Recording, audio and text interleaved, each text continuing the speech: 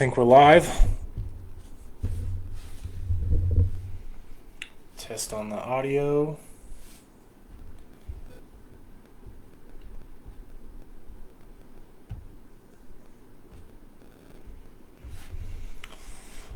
All right, here we go. We're officially live. I think we've got audio. Do mic tester real quick.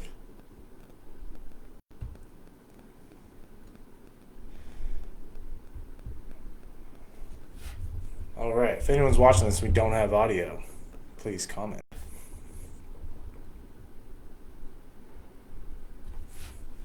Alrighty, here we are. Probably have to just edit out that first part, but who cares? You can do whatever you want. It's the internet. This is the first episode of the Worst Post-Match podcast. We're just going to talk MLR rugby, US rugby, other things that are going on, maybe some random stuff when we start having guests and people chiming in and comments and all that good stuff. But here we are. I'm John Cullen, the host of this show, former professional rugby player with the Utah Warriors, as well as a U.S. Eagle and collegiate rugby player at the University of Utah. So that's me. I'm excited. Just finished up my playing career-ish. Retirement's a loose word when it comes to those circumstances, but look out for the guys at Earful of Dirt podcast. Probably be on there next week or two, and maybe we'll get down to the nitty-gritty of retirement. But for now, this week we're talking rugby, MLR. Everyone was excited. We waited, almost a year and a half to get back to the, U.S. players playing rugby again. And I don't think there was much left to be wanted with this first weekend. I think there's room for some pretty solid improvement by both the streaming service, the league, and just things that we need to do to take steps going forward. Number one thing, obviously, if you're watching, there's one person here. That's cool. But if you see this, share the video, like the video. I'll put all the links below for the YouTube page with which this show will be on going forward. Just did not do my 24-hour notice to go live on YouTube. I'm learning this social media game and this content game as I go, but I'm super excited. Also, shameless plug, this episode unofficially is brought to you, I gotta do opposite, is brought to you by Hard Dive Clothing. Buddy of mine's clothing company does some pretty cool t-shirts, veteran owned and operated. I'll put the links below to some of their social media pages as well. All right, let's dive right into it. This weekend, everyone was looking forward to it. I think the Rugby Network was an absolute success as a whole, right? I don't think I saw anyone complaining about the stream quality or being able to go between the games, anything like that. I think they knocked it out of the park when it came to their streaming quality and how fluid it was. One big thing for me, right? I don't know who in the hell was in charge of scheduling or... Right, I think it was a big fail that we all look forward to this. We're all waiting, and the first thing you see when you click on it is a high school field and dead silence. We just can't have it. I think the league can do better. I think the network can do better, and I think they will. But it just needs to be addressed, right?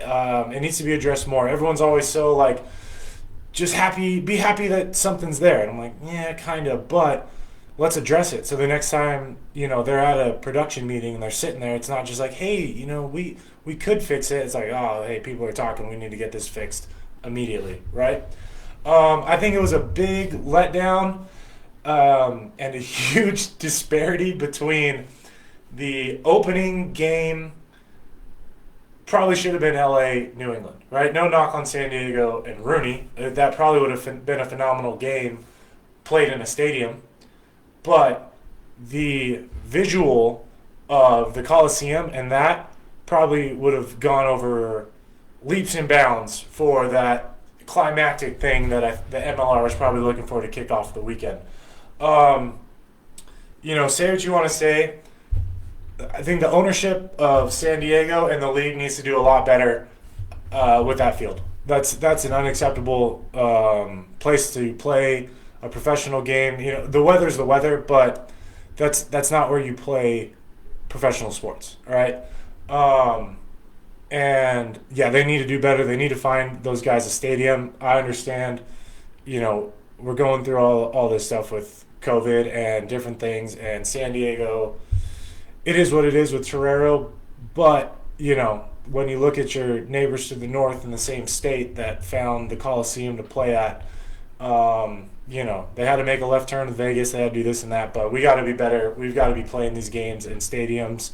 The players deserve that. They don't, you know, you don't need to be getting changed in a tent next to a field for a professional rugby game. It's just, you know, that's not what professional sports is. It has to be better. And hopefully they'll get there. Eventually they get there. I don't know. I don't have any ins with San Diego. I'm just the guy, you know, calling stuff out as I see it. So enough of that. That was about the bad. I think it's going to get better. And actually, see, this is why I love comments, because I go on tangents and miss stuff. So thank you, Kellen. I don't think there's any bigger discrepancy with that stuff and amateurism than those camera angles offered by those poor field conditions. You could put little kids in the Coliseum, have them playing rugby. It'd be a more visually appealing game than watching probably two of the best teams in the MLR. Hands down, San Diego's been one of the best teams in the MLR for 4 years. Rooney's right there with them when it comes to just talent. Like, if you watched that game, you saw unbelievable rugby talent, okay? But having them play on a grass field, you have no angle, you can't see the visuals, you can't see anything that's going on. It looks like a bunch of dudes at a park playing rugby. All right, so thank you, Kellen. That's true. The camera angles and the stadium angles in the field of a stadium changes everything, right? You put the All Blacks and the Springboks in a park and have someone on a scissor lift filming the game, it's not going to be that. I bet you won't want to watch it. So that's got to get better. It's got to improve. It's just not acceptable for where the league needs to be at. So yeah, that was my overall. That started a little negative. I want to get, you know, slowly into actual breakdown of the game. We're gonna just kick it right off with New York, San Diego. Perfect world going forward with this show. I'm gonna attempt to keep it short, keep it pretty concise. Every once in a while, I'm gonna go on a tangent, but it is what it is. And I'd like to give a unique perspective on games. Obviously, I'm watching. I've got a booklet full of notes.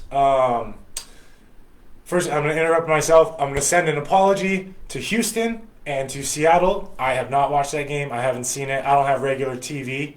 So I've got, you know, I live the Hulu, Netflix streaming life like a lot of people do. So I wasn't able to catch that one. I apologize to my boy Sam, to Windsor, to Rook. Sorry, bro, I missed it. Heard you killed it. Obviously, if you commit penalties against Houston, it is what it is. It's been 4 years. If you commit a penalty against Houston in your own half, you're going to give up points. It's just the end of the game. I guess that'll be my quickest one. I read some of the recaps. I read some, you know, social media stuff. I heard Seattle has not gotten its shit together from last year, apparently, and couldn't get out of their own way. Houston played a pretty decent game from what it sounded like and punished them with penalties. Yeah, I kind of wish I would have watched it. That was one of the most intriguing kind of games I had. Obviously, I did my picks. I picked Seattle in that game, honestly, solely based off past performance and the thought that they were going to get it figured out. You know, maybe I'll reach out to some friends. I don't know what's going on up there. I don't know why, you know, they can't get out of their own way with mistakes and, you know, yeah, I don't know what's going on up there, right? I'll take full credit that just heartbreaking loss you guys took to end the season must have carried over. I don't know who could have caused that, but, you know, it is what it is. Sorry about it. But hopefully they get it figured out, because obviously the Seattle home stadium is one of the one of the best places you can play in the MLR right now when it comes to their fan interaction, and just how kind of cool that setup is at Starfire. I guess I'm hitting my table and shaking everything. But yeah, I'm super excited for Houston. Obviously, they have that phenomenal facility down there. Super excited for Sam. He's my boy. Obviously, he's been through the doldrums and the rough spots of the league, just like myself has with the Utah Warriors. We had a rough season. We've had rough seasons, rough losses. And yeah, that takes a toll on you. So very happy for Sam. An opening week win, I think, does mean more than people give it credit, but also may not mean as much as some people put credit into it.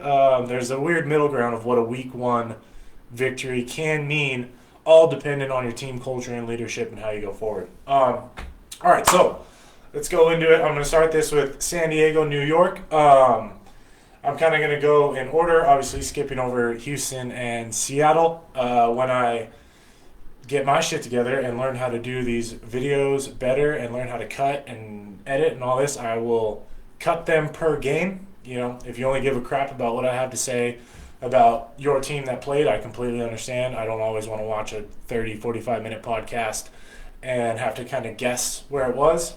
If I can't figure that out, I will for sure time tag in the description or the comments how to skip kind of to where your team played, and if you care what I have to say.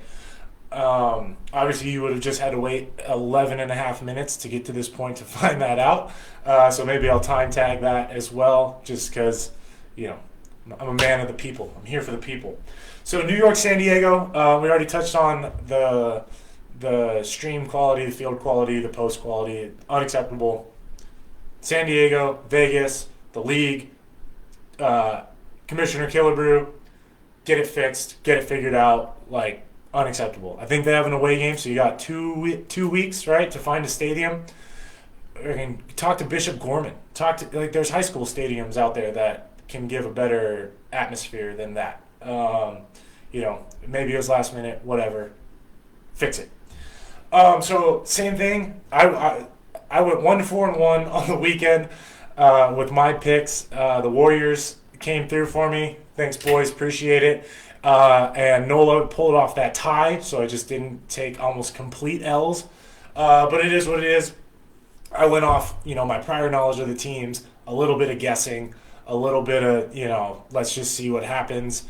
Took into consideration the travel for Rooney, the off-season for Rooney, how much, time they would have had together. Northeast off-season winter practicing is brutal, right? If you don't live in the Northeast or you're from the Northeast, I'm in the Midwest now, so I'm kind of understanding what true brutal winter is like. I gave the assumption San Diego, I don't know what they were doing in the off season or whatnot.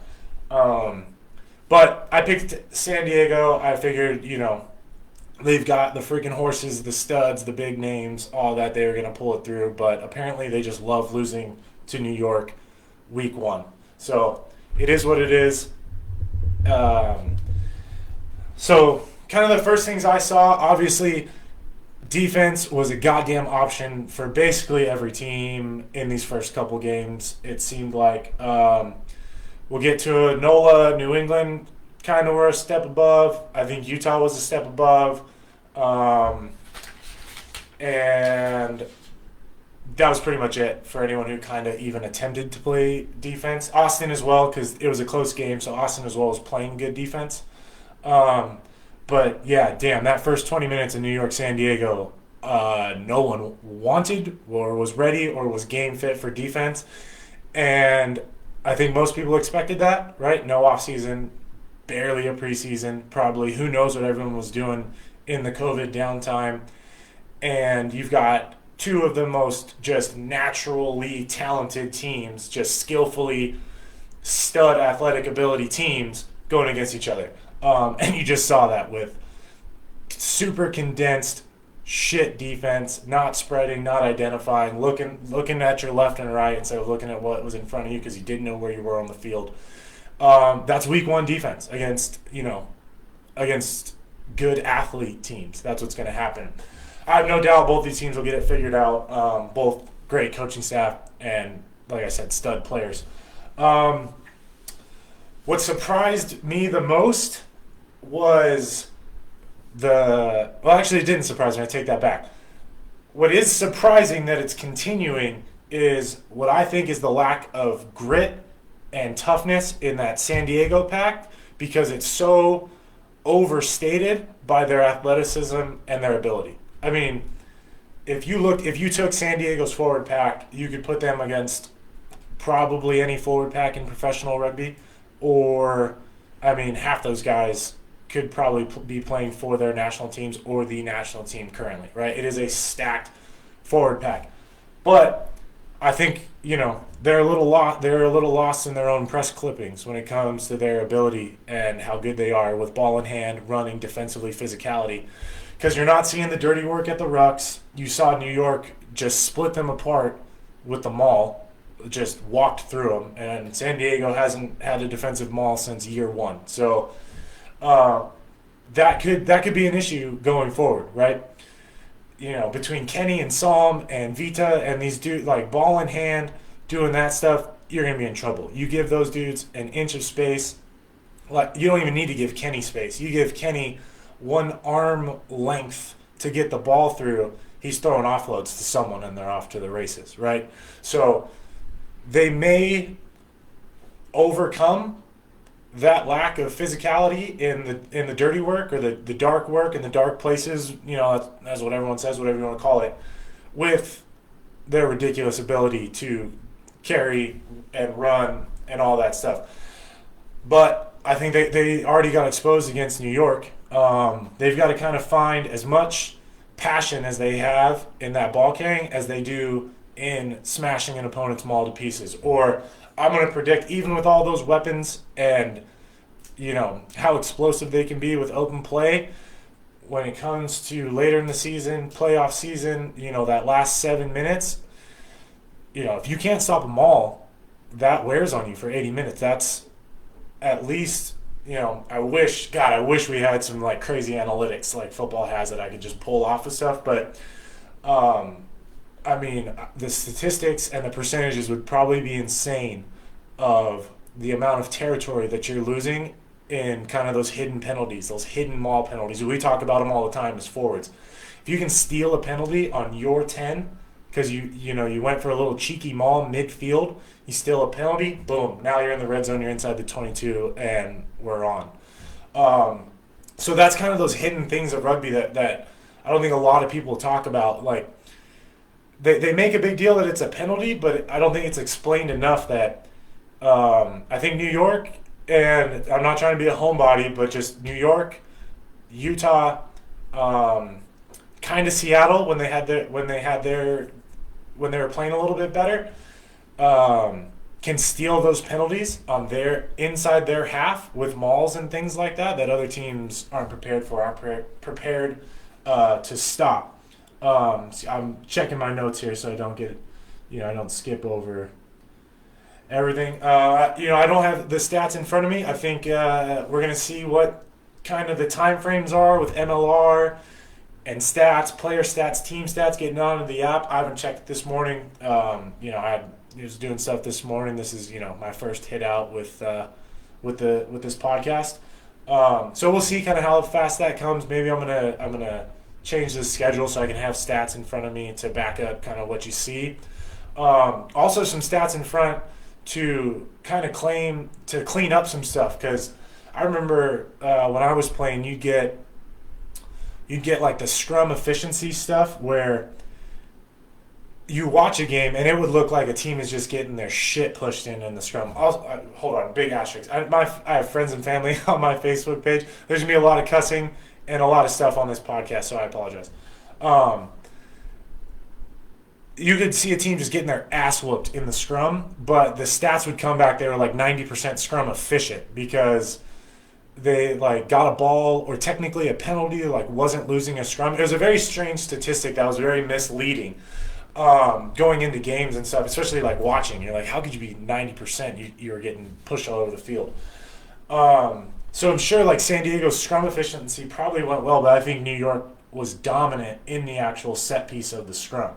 And it wasn't even close. And that goes kind of back to that dirty work, right? Like, scrum practice isn't fun. Doing all these things isn't fun. Mauls, it's not fun.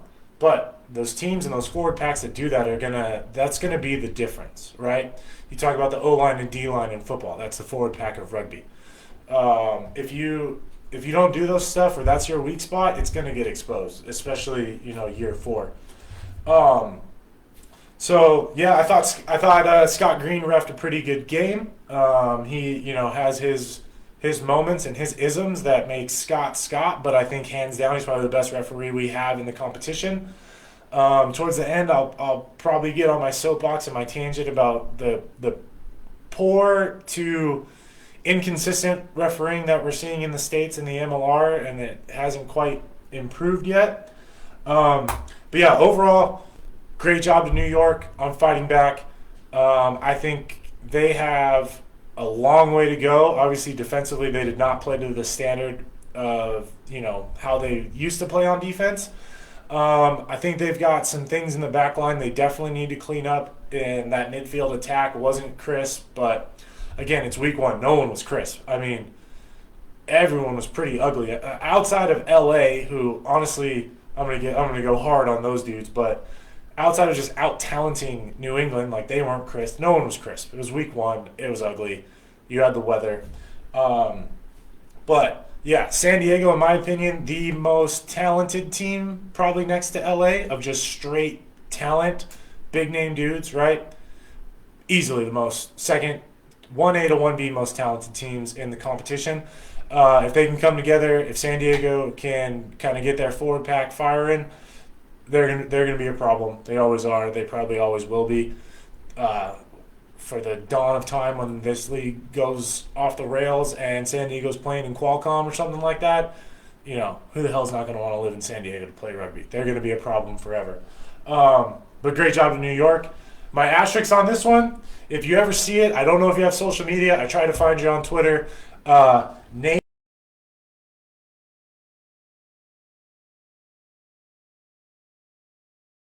didn't even know it was you. But little advice, if you do the ponytail below the tape, kind of keeps things a little more controlled and out of your face. That's free advice from a fellow long hair. But yeah, hats off to New York. Good job going down there. Handled the weather, handled the adversity, handled the, San Diego going up early on you, took care of business. Week 1 victory. This game is the epitome of week 1 victory, and a week 1 loss doesn't quite mean as much, right? I think both these teams have a much higher ceiling than what they showed week 1. I'm excited to see it. I'm excited to see San Diego play in a stadium. Those players don't deserve to be changing intents before games. Get them in a damn stadium. They're professional rugby players, and they're some of the best in the country and in the world. So fix it. All right, I'm just writing down my times here. Moving on. I legitimately do have a notebook of notes. I stood there and took notes. My little preface pre-one for this one, I would like to say to the league, to the Rugby Network, if you guys see this, if you care, if anyone agrees with me or anything I'm saying, also remember, please like, subscribe, share, do all that stuff. Get the word out. Really helps me, helps the channel. It helps you do a lot more stuff on social media. I didn't quite understand how much you need the likes and shares and subscribers to actually do some of the things on different social media channels that you see content creators and influencers doing. It's only because they have a lot of followers. I didn't realize that. Again, I'm learning this content game as I go. To the league, to Rugby Network, my 2 cents, another one added on. Let's not overlap every single game. It's probably beneficial to maybe a time window or I'm not sure, each fan can watch them and kickoff times. I understand that's a whole deal. But, for the maybe true fans or obviously the poor, retired has-beens in my now current possible, hopefully future profession, to try to watch and bounce between every damn game is a nightmare. Um, Obviously, I spent most of my Sunday either rewatching or finishing a half or this and that, and that's my prerogative because I'm trying to do this stuff. But I think there's probably a benefit to maybe doing a back to back instead of so overlapped, or maybe a 10-ish minute, right? Like I can get the last 10 minutes. I'm only gonna miss the 10 minutes of the next one, not a whole half. That's my 2 cents. Do whatever you want. You guys make a lot more money than I do, but for the fans, I think it'd be great. All right, LA, New England. I was waiting for this one. I didn't. I've went over in my head what I was gonna say about the LA team and Adam Gilchrist 500 times since they announced their stupid name with their colors and all that stuff. And it's funny not the irony, but between what he's doing in Austin and what he's doing in LA. One, I commend him as a businessman of knowing your market, but I completely dislike him as an American rugby guy, whatever, because it's not doing anything to help American rugby players, right? Not his job, but, when it comes to sports, I am a blindly, red, white, and blue star-spangled bleeding patriot. And I only want the U.S. players to improve and get better and this and all that. I say that I have teammates from all over the world who I love. They're my boys. I love them. But secretly, selfishly, inside myself, I want the MLR to benefit an American-born player before anyone else. I think everyone agrees with that statement because other guys would want that too. That's probably why they had to come here because their unions don't do that. So, I get it. It's an enormous catch-22 within rugby and the rugby culture. I'm just saying, no matter what, I'm going to be more excited about a collegiate player getting a shot than some freaking stooge superstar from overseas coming over on his retirement party. Saying that, I've watched some interviews. I wanted to give a legitimate opinion on Gitz and AAC and Meeks and Cottrell and these dudes coming over. Like, it's hard for me to want to shit talk these guys because I like all those dudes. I root for the Rebels. I love the Brumbies. Those are some of my two favorite teams to watch. I like Billy Meeks. I like AAC. I like Gitz. They're great players. My issue, and I'm slowly turning, is I don't want to see the MLR be the last hurrah retirement party like the MLS went for a little bit, okay? If you're coming to, prove yourself, play good rugby, improve the game, all that good shit, that's awesome. I'm all about it. I'm here for it.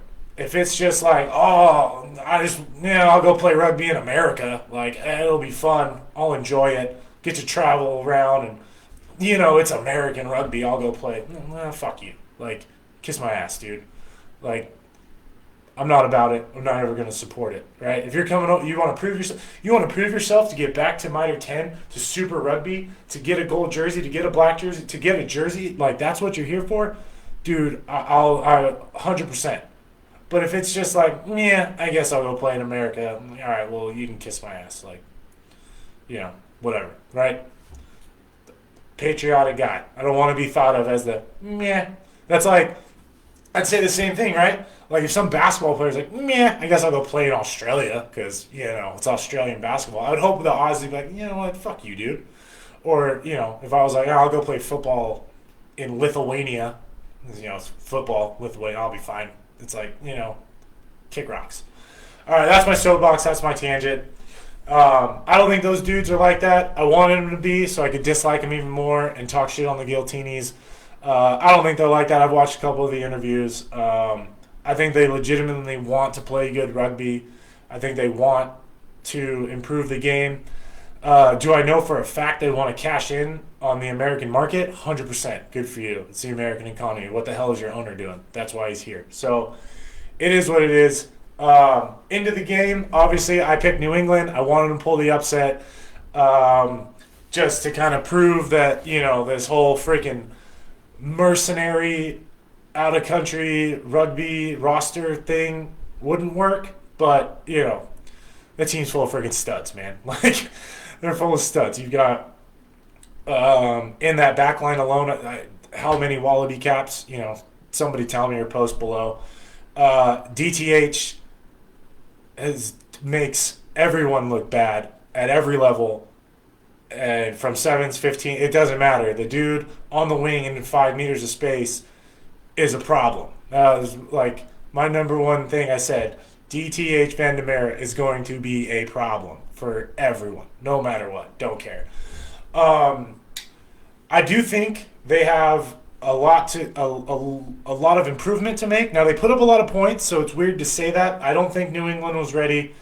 They were further away than I thought they were going to be. I gave them a lot of credit. I think they'd been together longer than I thought, but they hadn't had a preseason game. I was listening to, forget who announced that game. I think it was Tolks and Dallin. They did a pretty good job, by the way.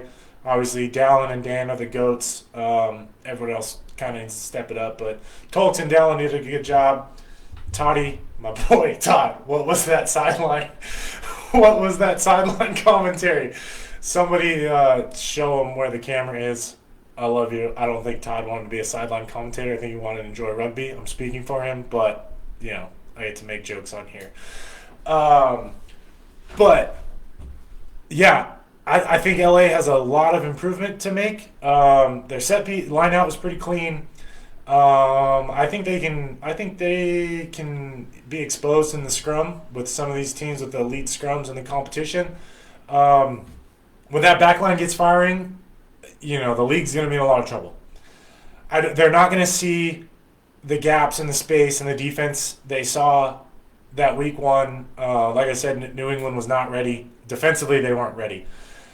Emotionally, passionately, I think they were ready. I think you saw that. I think I don't know if there was some words before, some whatever, if their coach just got them fired up because, he said LA's out there freaking lounging on the beach for their preseason. We're in goddamn Boston winters, freezing our nuts off, getting ready for this game. Whatever the rah-rah speech was, it worked. I mean, New England wasn't taking shit. They were out there, to prove a point. We're not scared, this and that. I don't think they were. I don't think they were out physical at all. They were out talented, and they were out spaced and out gained. But they met them physically. I don't think LA is going to pose a physical threat. I didn't see anyone really on that team. Angus Cottrell's a freaking animal, but he's not going to be throwing ragdolling people around and making crazy runs. He's just an absolute workhorse stud. I love Angus Cottrell. I'm glad he's here. I'm glad Billy Meeks is playing here. I like seeing these dudes. I just want to make sure they're here for the right reasons, and the MLR isn't some joke little retirement party. Okay, I'm passionate about it. It bothers me if it's ever talked about like that. So it is what it is. It has a long way to go. It's not Super Rugby Oz. It's not Super Rugby Aotearoa. It's not the Prem, right? I get that, but it's also not whatever. I think I'm trying to read my chicken scratch here. Obviously, both teams have a long way to go in the scrum. LA, I think, can be exposed in the scrum. New England has not had a strong front row last year or into this year. So I think both teams have a long way to go in the scrum. New England has a long way to go in the line-out. I'm a big Josh Larson fan. Love Josh Larson. I think he's a great player. He's a stud. I cannot remember the other second row's name, but they have a long way to go in their line-out. They don't have, that elite height. I think they're going to have to get real creative with their movement and their pattern. But love Josh. My heart was with Josh as a captain and former captain of a rugby team, seeing cards left and right and decisions being made and this and that. I actually thought Derek reffed a pretty good game. That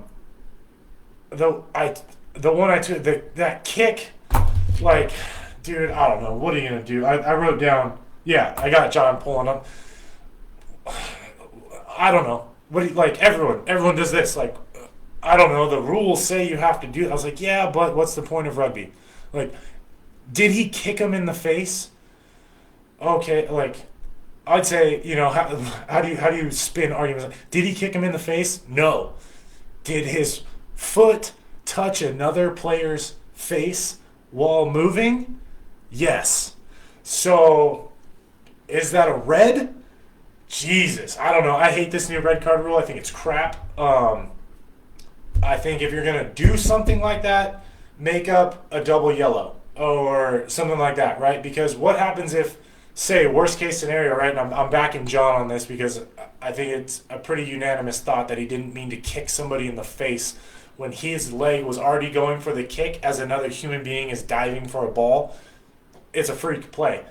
Now, mind you, if someone does kick somebody in the face or someone gives you the freaking forearm bicep hello to the face and knocks that dude out of the game, fails an HIA, is carted off, and it's just a 20-minute slap on the wrist and you get to sub back in. Well, now both teams are 14-14. There's no benefit and there's no punishment for that. I think there is a gray area between yellow card infraction, this double yellow, bigger punishment than 10 but not quite full game infraction world. I think we can find that, and I actually agree with that.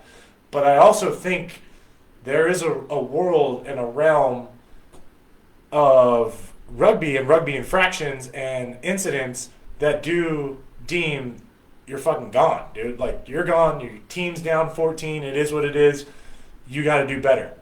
Now, the chaos and controversy that will ensue between the interpretation of the laws by refs from double yellow to red, whatever. Hey, that's business, baby. That's good TV. That gives me something to talk about.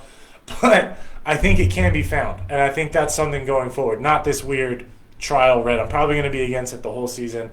Again, who gives a shit what I have to say? I'm just a dude on the internet. But I don't think. I think it. I see where their mindset is, but when the situation comes up, and God forbid it does. Look, talking to a dude with a bunch of head injuries. I don't wish head injuries on people, but what do we got? 16 teams. How many games a season? How many tackles are being made in a season? Times that, carry the one, divide by the common denominator. There's going to be a head injury, head collision that happens, and God forbid it's serious enough that he's out, and then the other dude's out, and it happened in the 50th minute, and then we're back to normal. There's not enough punishment, in my opinion. Shout out Brad Leone, in my opinion. Thought Derek reffed a pretty good game. Again, I don't think New England was ready defensively. I think they have a long way to go. You saw huge gaps on some of those back peel plays, and just their general line-out defense, LA exposed them. And then some of the gameplay, I know they were down a man a couple times, but you can't have 5 dudes in a Mighty Duck V just walk into the try zone. So New England's got a long way to go defensively. I don't think LA is going to be a 40-point-a-game team. I think they're going to see some teams that are going to smack them in the mouth, right? Give them a little, how you doing? They're not going to give them that type of space, and the defense is going to improve. I'd say probably about week 3, week 4, you'll probably start seeing these scores. About week 7, week 8, they're going to jump up again as attacks get super crisp and super accurate, and it kind of gets to the point like good defense is only good for so long. But yeah, I picked New England. I was wrong.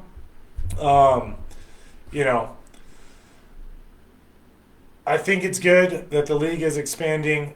I think a dude like Gilchrist is good because he wants to spend money. He wants to do big things, and that is good. And he's a homer for Aussies, which he's supposed to be. He's an Aussie.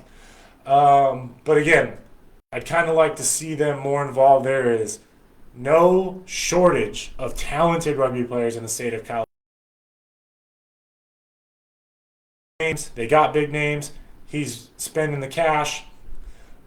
I don't know what the side deals are for those dudes to be living in Venice or Santa Monica and making MLR money, because we all have a salary cap, and I don't think the MLR salary cap and the accountants, because I don't even think most teams have a damn accountant, can be manipulated and misconstrued as much as the NFL can. I think it's a lot, teams are stuck a lot more.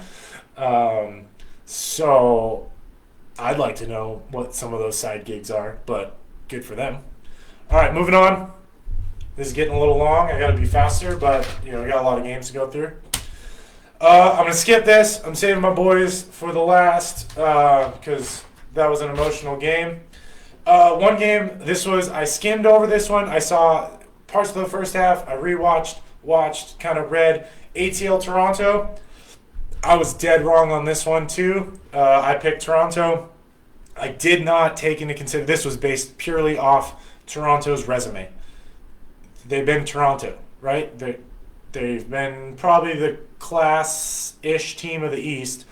They're basically Canada's B-side. They have pretty high expectations. I would expect them to perform at a high level. So purely based off resume, I picked them to go down and get the win in Atlanta.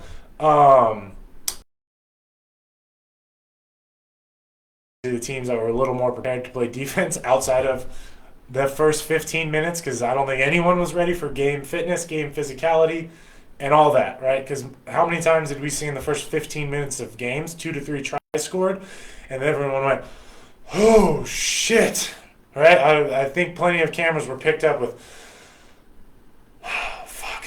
That's what's going through the player's head. If you guys are ever wondering, that's what they're going through when the second or third try is scored before minute 20. Fuck. And then everyone gets tired and the game kind of mellows out and finds its groove. Obviously, both teams similar in style, play, very structured, very disciplined, good coaching, and they kind of live and die by their structure. I heard a couple of the announcers talking about how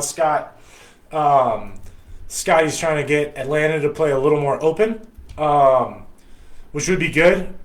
I'm probably super biased. I don't know if Toronto's going to play open. They live and die by the structure and just just structure you to death until you get sloppy or make a mistake and they take advantage, which is a efficient style of rugby, and they win a lot of games doing it. So I'm not bad-mouthing it from the results. I think it's fucking boring and lame and not that fun to watch. And obviously, for the first part of this video, I'm not ever going to root for a Canadian team to win the MLR, but they live and die by their structure, and when their structure's good and that forward pack is rolling, I thought Atlanta fronted up on Toronto's forward pack phenomenally in that last 80 and then a couple of those goal line stands. But both teams, kind of tail of the tape of both teams, right? It was samesies kind of playing each other. And you just kind of saw where a little mistake or the meticulous kind of mistakes or positive things will lead to a score or get you that kick or the penalty, flip the field, do it again, flip the field, do it again, flip the field, right? Not crazy, super exciting to watch, right?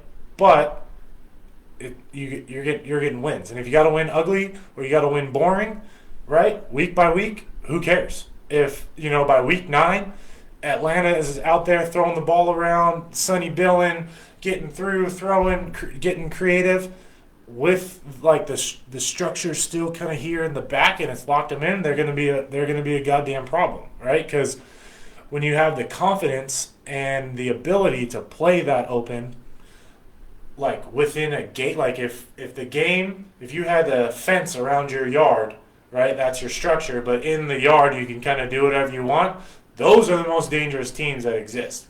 If you just walk your fence line, well, I hope you got super good fitness. I hope you have elite level fitness and elite level patience 1 through 23. My opinion, obviously, because I played for a team that it was unanimously known through the league for the most open, unstructured play that existed. I think the best we played was obviously last year and now into this year, but I'm not talking about them. But, right? If your yard is your game plan and you have a fence and then everything inside that fence is go, go, go, but you don't jump out of your fence, those teams are unstoppable, right? When everyone believes in the fence and believes in the guys playing, unstoppable, all right?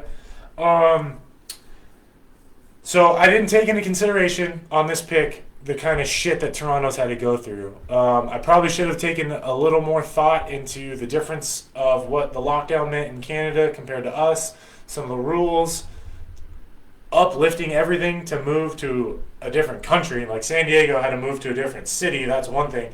Now you're coming down to a different country. The logistics of that blows my mind, right? Like, you're talking just like, okay, can these guys even use their phones? Like, I know we have Wi-Fi and this and that, but okay, you can only use your phone in your hotel. So now how's your social life? Like, how's your social life, your family life? All right, that kind of sucks. All right. What are you doing for their money, for cards, for this and that? Are they paying transactions depending on, right? I know there's a mild transaction fee between US and Canada purchases depending on what card, but like, that's a whole other thing. Like, that's something that I don't know if a lot of people are going to talk about or think about. They're like, oh my God, they had to move. And I was like, yeah, but there's a lot into the day-to-day of a human being living in another country, right? Last minute. Now, things can get fixed. You can get phone plans. You can get a card. You can get meal. Like, they can get this taken care of, but was it taken care of before this game? Like, have they been going through it? Who knows, right? I didn't take that into consideration or how much time they've had to practice. I just went off resume. Atlanta proved a point. You know, they are going to play like a Scott Lawrence team is going to play. They're going to play structured. They're going to play disciplined. They're not going to make stupid mistakes. They're probably going to clean up their defense. And I don't know what drills or whatever they're doing to kind of open up and exhilarate that attack. If they get that figured out, they're going to be a problem. And I should be doing this more. I'm going to look for it way more. I'm just, figuring out my time frame and schemes of watching every damn game. It's a lot, and it's different when you're just watching to kind of watch instead of when I was watching to dissect a team to beat them. So I kind of got to get back in that mindset. But shout out Ross Deacon, clutch freaking play at the goal line, get the penalty for the turnover to basically get the win. Ross is a freaking stud. I think players need to be highlighted more for doing stud shit. I like Ross. He's a good dude, awesome competitor to play against, freaking tough as nails, Irishman. And, there's a million other things that lead to game-winning plays.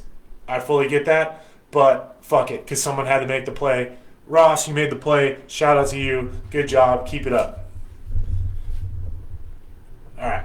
We're getting a little faster here, but also because I kind of skimmed through some of these games. All right, I'm going to jump to Old Glory, NOLA, and I was right and wrong at the same time. I was wrong in my perception of that game. I'm going to have to call Nate or Cam, give them a what the hell. I assumed, right? I was like, all right, Old Glory was killing it last year. I mean, I can't remember the record off the top of my head, but you want to talk about exciting open attack playing rugby? Old Glory was killing it. Also, again, the proud service member American in me, it is very hard when I have to root against or pick against the Free Jacks and DC, Old Glory. Not because it's DC, because this is not a political show, but gross. But their name is Old Glory, and they have a goddamn American flag on their jersey. Like, you know how hard it is for me to root against those guys? And I've got good friends and former teammates on every damn team. But, I've got some Army teammates up there. It's hard for me to root against DC. And I might not going forward if they can get their defense and their set piece figured out. Because their line-out needs a lot of work. They need some height. And they need to sharpen some things up. I was 4 points wrong. I think I called that there was no chance at this point the score line was going to be under 60. So I should have had it pulled up. Let's see. I might be quick enough. I want to say it was 26-26, so yeah, it was 4-ish points off or whatever. But both teams very similar in their style, open, attack, running rugby, all that good stuff, everything you want to see. I think we saw, both of them had the week one bug of not crisp, not accurate, slippery ball, and that's not weather. That's just that game day. The ball gets slicker, hands become a little more, when that game starts happening. Another dude is actually gonna hit you, not give you the old tap on the butt or shoulder hug that you've been getting in practice. He actually wants to hit you for a purpose. So that'll clean up, I have no doubt. There's no question both those teams are going to clean up their attack. It's going to get crisp. I think the level of inaccuracy and crispness with NOLA surprised me, just because I gave them a little more gut instinct that they were going to be a little more together. Again, I don't know what their offseason looked like. I don't know how long they had, specifically. You can see when, people start posting on social media and we're back at it and all that. I don't know what else they were doing outside of that. Obviously, love Nate. He's one of my coaches with the Eagles. So, good friend, and kind of was like, all right, I'm going to pick NOLA.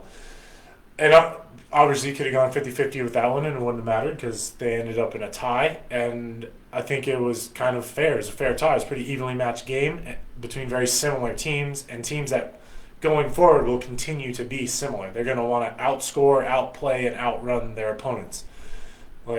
Both of them played out of their own 22 a couple times just to see it, right? And I guarantee, knowing Nate, I know he was like, boys, just go, see what happens. And I don't know the DC coach, but probably the same thing, right? Look at the back line we have. Look at the attacking ability that we have. Just go for it. And then, if it doesn't work, we'll clear it out in one or two phases. So one thing I will say that I did notice, and I think it's a respectable aspect of the Kiwi game and Kiwi players specifically, their accuracy and decision-making at the breakdown is kind of one of the things that I believe sets New Zealand players apart from most. Their accuracy in their clear-out technique, in their poach, and when not to go into the scrum. So, again, I'll do more research. I don't know every single New Zealand player on DC, but I think however many they are and whoever's doing it, they've implemented that, because you can see their decision-making at the breakdown was a level above NOLA. I think NOLA just made bigger plays when it counted. And it was semi-surprising to see NOLA being out-physicaled at the breakdown, right? Again, I don't have the stats of what the ball possession breakdown, all that stuff was in front of me, but visually, by eye, they were getting out-physicaled and have stress put on their breakdown at the right times. Not just every break, any freaking knuckle-dragging Neanderthal can just be like, ooh, C-ruck, hit ruck, C-ruck, It's at the right times to defensively implement stress into a breakdown. It's a game changer, and it's a goddamn art form. So whoever's doing that in DC, keep it up. I think that is an understated, probably undercoached or understood beauty of the game that most people aren't going to see. If you're watching this, maybe look out for a little bit. Look out when you see some dude running in, but it was useless. And you're like, oh, why did that poach work? Why did that work? Where are we on the field? What attack pattern did they just run? Did they go out the back where they were isolated? Did they have two forward phases in a row? So I know they don't have many on their feet. This might be poach time. How did the ball carrier fall? Did the tackler get cleared out? So now my tackler assist is quick. There's these nuances and beauty in the ruck alone that DC's doing a good job. So keep it up. Stud player of the game for me was Carl Meyer, the fullback for NOLA. Again, I think that dude is going to be an absolute problem with the tee and with his legs. So, yeah, good job, both teams. Freaking hard fought, went for it. Sorry, I'm doing my notes so I can do my timestamp so people don't have to listen to me for an hour straight if they don't want to. Also, podcast brought to you by Homebrewed Coffee. I will absolutely sell out to anyone who wants to give me free shit. Just gonna put that in there as well. All right, yeah. So I already gave my little preface. I don't have any good insight on Seattle and Houston. I haven't got to watch the game. However, this timing works going forward with when the broadcasted TV games will be uploaded to the Rugby Network. I'm kind of interested to see where that goes, what the time frame is going to, like, is it going to be Tuesday or what? Like, it'll be good going forward because, I might have to sacrifice a game every weekend, which will be a bummer. I want to give as much true insight as I can, but, there are so many hours in the day. This is a part-time pastime, for me right now. I just, love the game, want to be a part of it, want to be able to give maybe a unique perspective. Maybe it's not unique, who knows? I want some feedback, love some feedback. What things you want to see, what stats people want to see. My dream, I want to do like a line-out breakdown segment, when I get, in cahoots and buddy with the league and I can get some game footage or learn how to cut it myself from some of the streams and whatnot, and how rights and legalese and all that go, that'd be great. I will nerd out on freaking lineouts, mauls, scrums, set piece, and breakdown play all goddamn day, right?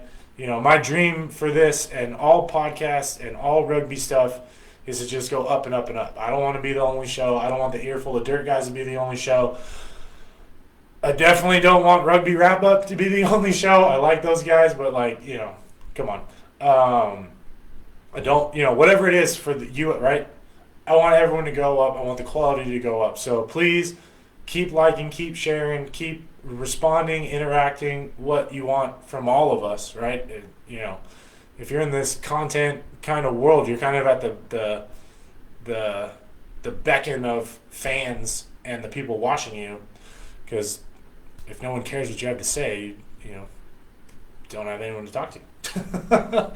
All right, so last game that I'll go over, and not last game of the weekend, but last game that I'll go over is shout out to my boys, my former team, Utah Warriors, giving me my one solo victory pick on the weekend. So thanks, boys. You didn't let me down. That was an emotional game for me to watch. Again, so how do I want to word this? The word retirement next to my name is an asterisk a bit. It was a word that I chose that sounds a lot better because, essentially my value I had of myself as a rugby player did not match the value that the Utah Warriors management team had for me as a player. So that's the most, for this podcast, that is the most information I will give on that situation. So very emotional game to watch, but very fun game to watch. Love to see the boys win. Love to see them compete, pulling stuff out at the end. That could not have been more of a Utah Warrior game than we could play. Exciting line breaks, big plays, stupid, silly mistakes and penalties, and pulling some shit out in the last 10 minutes to get a victory. On the flip side, unfortunately, that might have been the most Austin game that those dudes have played. Is same thing. Big plays, open, big, exciting runs, open field, big tackles, big hits, stupid, untimely penalties and mistakes at the wrong time, and not making a good decision in the last 7 minutes. And I don't think it's a culture. I don't think they have a losing mentality in Austin. I don't think that the way they play, and the way they bust it, how hard they play, how they keep going, they don't have a losing mentality. They're not losing games in the last 10 minutes because they think they're going to lose. I want to make that very. I've played against Austin a million times. We had to pull it out of our ass to get that tie last year. They're not playing to lose games, or they don't think they're going to lose. I don't think Austin has a losing mentality, but I don't think they have found the button to press to win. I think they can. I think with Will and Bryce and some of those guys over there, they know how to win. They understand what winning is. Like, Will is coming from Glendale, where, I mean, you only lose a rugby game on every other leap year, on the solstice, when the planets have aligned. Does Glendale ever lose a goddamn game? And, Bryce comes from a winning culture of rugby. They're both good leaders. I think they're going to get it figured out. But, yeah, I think both teams in this situation played into themselves, and it led to a tight, close victory. I think Austin still has not figured out their line-out. I think they've improved drastically in the second row when it comes to the height and the purest locks that they have there now. So I think the line-out's going to improve. They're not there yet, though. And, I mean, they were light years away last year with what they were doing in the line-out. So they're making an improvement. It's getting better. I don't think they're there. That's going to be a big issue for them going forward. That Utah attack looks great. I think they have a lot to fine tune, but again, I'm going to contradict myself a little bit. Probably asterisks it, right? It looked great in that 20 to 25 minute window where everyone's attack looked great, because I don't think both defenses weren't ready. But it did look good. It looked crisp. It looked clean.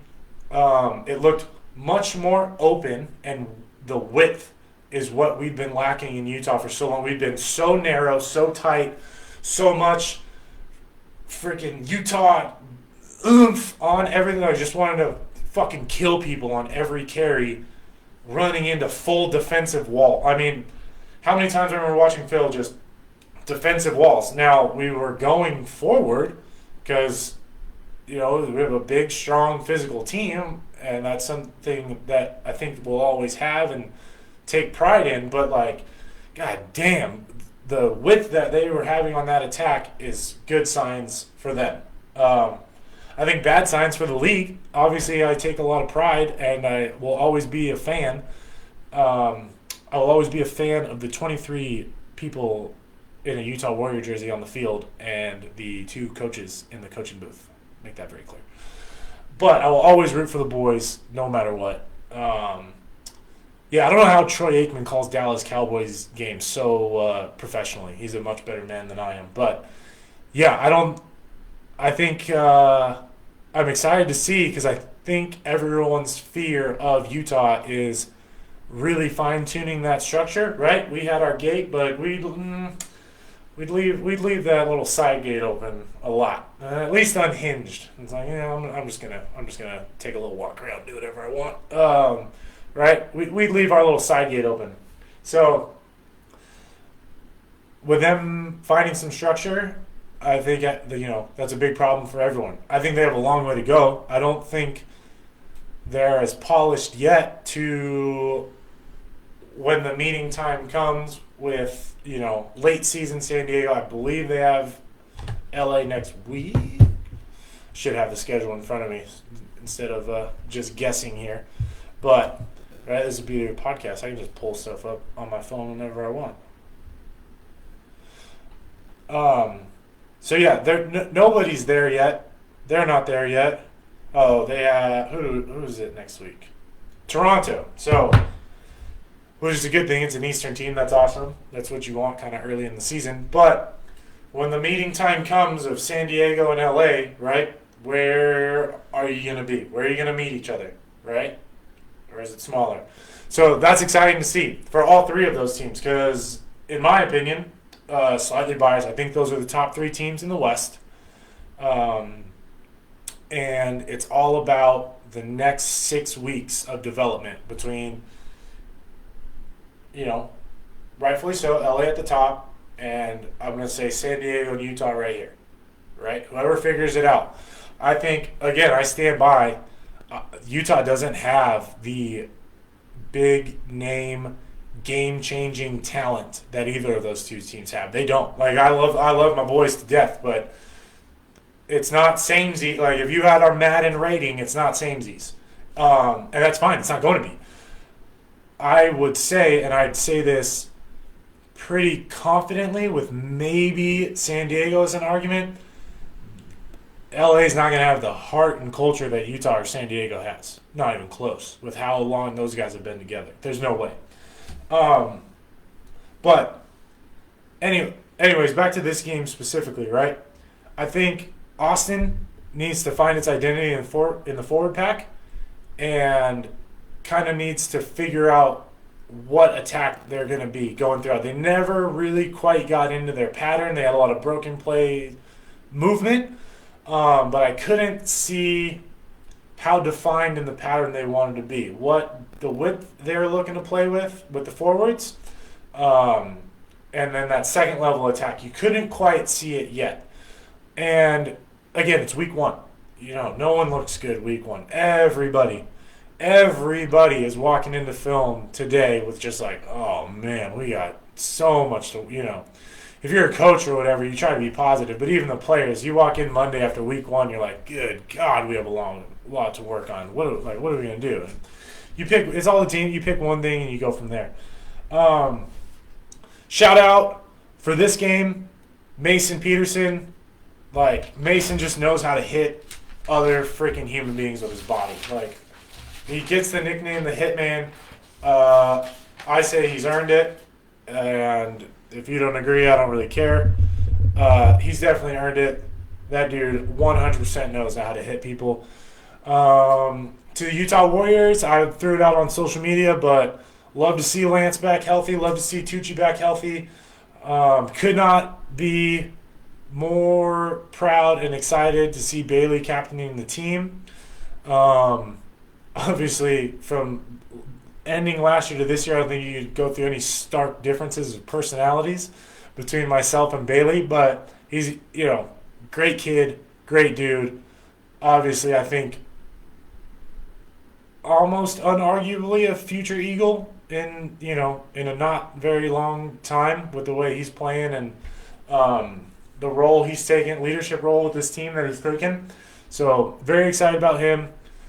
Friggin' love seeing Mikey Teo in a Utah Warriors jersey. Love seeing Ollie in a Utah Warriors jersey. That was awesome.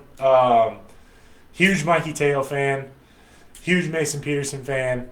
And, yeah, super excited they got the win. Austin going forward, I think they are going to face the same similar struggles that they had last year. I think they have eliminated whatever problems they're having with that season where they didn't win a game or won one game or whatever. I think they've gotten rid of that. That's gone for sure. Gone.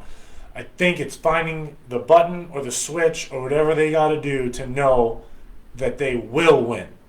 Not that they want to win or can win, because I think they know they can win, but they will win. And that'll come with one, getting things figured out on the X's and O's side, and then getting the continuity together. And I think they have the right pieces of leadership, but yeah, we'll see. That's all my game breakdowns. I will time tag all those throughout if people want to see. Obviously, I go on freaking tangents in between stuff. This is my first ever podcast I've ever done. This is first time ever trying anything like this. I do have a new appreciation for people that do it. It is very difficult to sit and talk here for an hour straight, and I say too much. I can hear myself. Trust me, if you want to comment that, I understand. I'll work on it. I'm not a professional speaker yet. This is episode 1.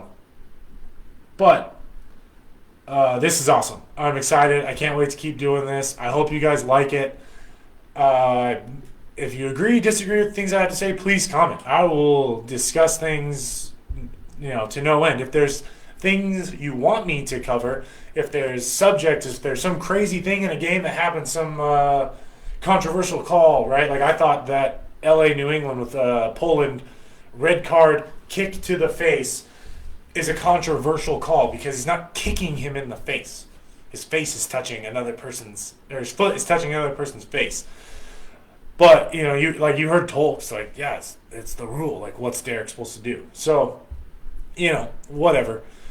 Kind of in closing, I didn't like this is opening up negative and might end negative, but I guess anyone who sees me making a podcast probably laugh. That's right on point. Old salty JC, but the refereeing. This is my soapbox shout out to the league, to USA Rugby, to the refereeing association of you, whatever the hell it is, I don't care. It has to be better. It has to be more consistent. And I know you've heard this to no end. You're probably sick of it, and maybe we need to start saying something different. I don't know, because when there's the psychological thing. If you keep getting told you're shitty, you're going to be shitty, right? Like if you have players or you're a coach and you keep telling your team or your players like you're playing like shit, they're going to play like shit. So with the refs, if you keep telling the refs, hey, you suck, you're not doing a good job, they're probably not going to do a good job. And I don't know what that's called. Comment below. But yeah, it's just got to be better. And here's my big tangent, right? With USA refereeing, I forget. Actually, I think it was Matt Gitto. I saw him on an interview. He said, without saying, how much you have to get to know and understand the refereeing in the U.S. is its own entity, right? I don't know what's going on with my stash here. It's its own thing that you have to get used to, which, I mean, you should have a little wiggle room with officiating, but it shouldn't be this whole ordeal. But, listen, no one is here to hear your whistle. When in the last 7 minutes of a game, just put your hands in your pockets, okay? Just put them away. Last 7, unless someone is uppercutting a puppy in the face and spitting on your family name and then taking a shit inside the William Webb Ellis Trophy and Zulu running across the field, keep your goddamn whistle in your pocket. There are so much things that we're seeing that are not penalties that are being called. It's just too many penalties. I wish I had it in front of me. I think the first person to mention it, I think McCarthy was on the San Diego New York game. He mentioned it was double digits in the first however many minutes, and it's just let the game play. You're killing it. And if it's blatant, obvious things, obviously, a penalty's a penalty, a penalty's a penalty, whatever. But when you can visually watch a Prem game and visually watch a Super Rugby game and visually watch an MLR game and watch these breakdowns of same body movement, same trajectory, same entries, same this, same that, right? We're playing rugby. And the MLR are getting hosed, right? And it leaks up into the Eagles, because you see the Eagles guys are not taking some of these ruck routes that other teams get away with and play, and it's built into them because you get slaughtered by the officiating. So the breakdown stuff has to get better. We're not setting the precedents for the world, okay? We're not trying to drag it down to the letter of the law. We're trying to interpret to create a product that is most watchable. Okay? So, I think Scott's in charge of the refs. I think he's the head or whatever. Who cares? and he's probably doing a great job. He's probably building it up because it has. If you took year 1 to year 4, leaps and bounds better. The problem is our year 1 to year 4 improvements still have not equated to just where Super Rugby's at. And right, there's a whole that encompasses a whole thing of what obviously their referees, that's their job. Those players, that's all they do. They don't have to go to work during the day, as probably still most MLR players have to do, generally speaking. I don't know the ins and outs of every team. Speaking from experience, right? I had a full-time job while playing. But, right, that's where we need to get to. Now, improvement is nice, right? And everything I see on social media is, oh, it's gotten so much better. It's gotten so much better. Cool, but we're not where it needs to be. So I'm not saying this to like just dumpster onto it.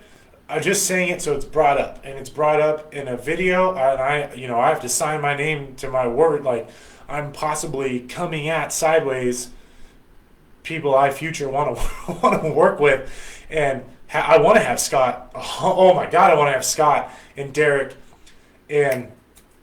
Who's the I forget what game he had. Someone will remind me. He's one of our better refs, Aussie fellow. I want these guys on the show because I definitely want to talk. You don't get to talk to refs, and at least I think in rugby that stigma's gone. Like maybe not during the season they don't want to put stuff out there because if they get caught saying a weird thing about a team, I get it. So if I reach out and that's the excuse, I get it, right? But still want to talk of where refereeing is going in the U.S. What are the trainings like? What is the build-up, the hype, the recruiting, all this stuff. Would love to have those guys on the show. Would love to have as many players on as possible. I don't have a massive social media following that's going to grow people's brands. Obviously, that's the goal. I want more of the players on social media and on podcasts and on shows and doing all these things, getting their brand, their name, the team, what is rising tide raises all ships, right? Like that's kind of where I think we need to go in the rugby content world because it's such a weird thing and it's such a humble kind of community still. I think James Haskell talks about it the best, where it's just so frowned upon to kind of be like, oh, me, I'm cool, or like social media attention and things like that. And I think it's changing, and it's changing for the better because the sport needs to grow, the players need to grow, endorsements need to come, deals need to come, monetizing their social media needs to come. Joe Schnuffy needs to have, buy super duper 3000 protein because use Joey 20 for 20% off at purchase. Like people think that's funny and silly, but that's the step. It's got to get to there. And anything I can do to do that, obviously, if this show grows and improves, I'll sell out for it. This shirt was free.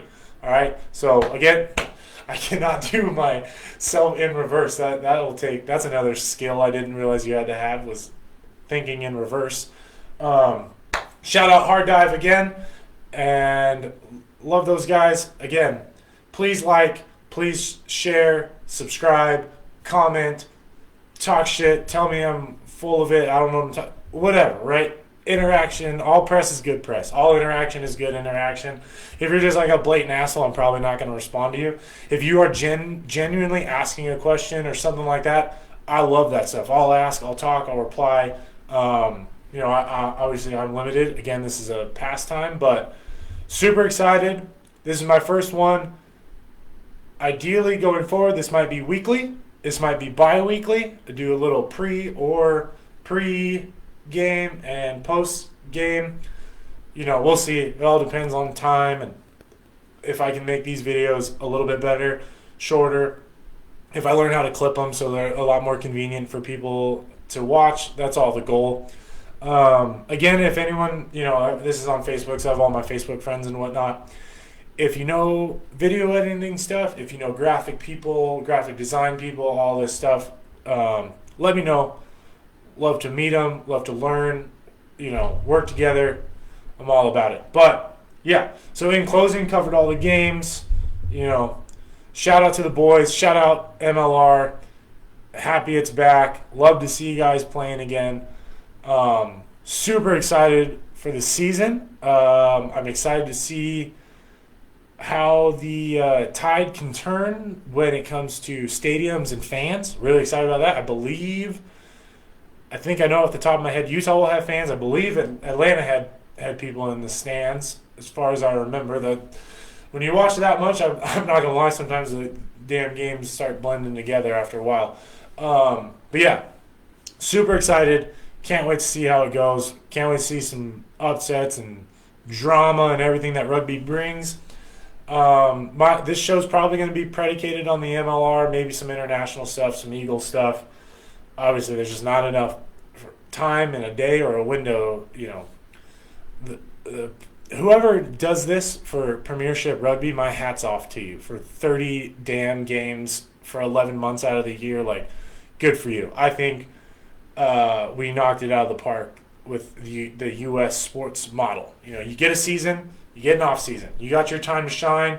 Make the most of it. Get ready for next year. The never-ending rugby cycle, I'm hoping that takes a big turn.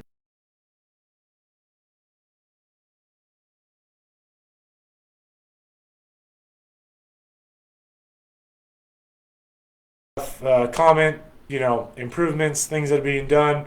If there's some weird stuff going on, and I know I say too much, I'll work on it. And yeah, thank you. Episode 1, I was super nervous to even try this and start this, and I talked myself in and out of it 50 times. So, yeah,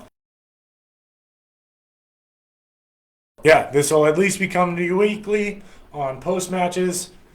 Can't wait to meet a bunch of people in the rugby world, talk rugby, talk a lot of shit, and yeah, thank you.